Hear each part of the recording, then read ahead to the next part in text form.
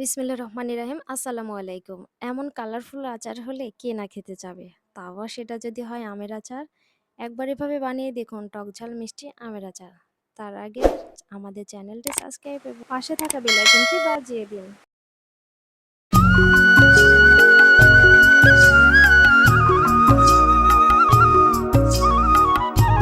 তো চলুন মূল রেসিপিতে চলে যাই। আমি এখান থেকে আমাদের গাছ থেকে কয়েকটা কাঁচা আম পেড়ে নিয়েছি এবং সেটা পানি দিয়ে খুব ভালোভাবে পরিষ্কার করে নিয়েছি।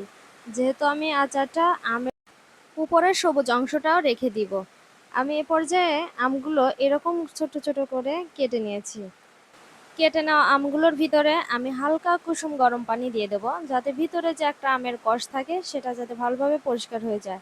এ পর্যায়ে আমি কিন্তু হাত দিয়ে খুব ভালোভাবে ধুয়ে নিয়েছি। ধুয়ে রাখা আমগুলো ছাঁকনিতে উঠিয়ে নেব। এ পর্যায়ে আমি চুলাতে একটা প্যান বসিয়ে দিয়েছি।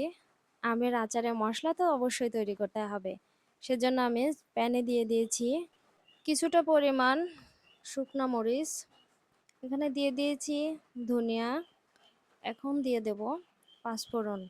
অবশ্যই আচারের মশলাতে এগুলো দিতেই হবে, নইলে কিন্তু আচারটাও খেতে ভালো হবে না। এ পর্যায়ে আমি সমস্ত মশলা একসঙ্গে করে খুব মিডিয়াম আছে সেগুলোকে ভেজে নেব। তাপটা যদি আপনার বেড়ে যায় তাহলে কিছু কিছু মশলা পুড়ে যাবে, এতে আচারের স্বাদটা নষ্ট হয়ে যাবে। এ পর্যায়ে আমি এটা ঠান্ডা করতে দিব। এখন যে কেটে রাখা আমগুলো আমি ছাঁকনির সাহায্যে ভালো করে পানি নিংড়িয়ে নিয়েছি। এখন এতে দিয়ে দেব কিছুটা পরিমাণ সরিষা বাটা। সরিষা বাটা দিয়ে আমি ভালোভাবে এটা মেখে নিব। এ পর্যায়ে চুলাতে একটা প্যান বসিয়ে নিয়েছি, তাতে দিয়ে দিয়েছি সরিষা তেল এবং কুচিয়ে রাখা কিছুটা পরিমাণ রসুন। এখন এটা আমি ভালোভাবে নাড়াচাড়া করে নেব। এ পর্যায়ে সেই যে মেখে রাখা আম সরিষা বাটা দিয়ে সেটা ঢেলে দিব। একটু নাড়াচাড়া করে কালারটা চেঞ্জ হয়ে গেলে আমি এখানে দিয়ে দেব স্বাদমতো চিনি। আপনারা আপনাদের মিষ্টির অনুযায়ী দিতে পারেন, যে যতটা মিষ্টি খেতে পছন্দ করে। আমি এখানে বানাবো টক ঝাল মিষ্টি, সবগুলোর কিন্তু একটা সংমিশ্রণ থাকবে। আচারটা এই পর্যায়ে আমি ভালোভাবে নাড়তে থাকবো। তো চলুন মশলাটা গুঁড়ো করে নিয়ে আসি। সেই যে ভেজে রাখা মশলাগুলো আমি এখানে আস্ত আস্ত করে ভেঙে নিয়েছি। তো এ পর্যায়ে আচারটা বানানো কিন্তু ডান। এখন চলুন পরিবেশন করে নেই।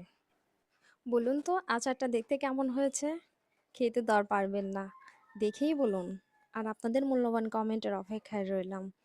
তো আজকের মতো এখানেই বিদায় নিচ্ছি। দেখা হচ্ছে নতুন একটা রেসিপিতে। সবাই সুস্থ থাকবেন, ভালো থাকেন। আল্লাহ হাফেজ।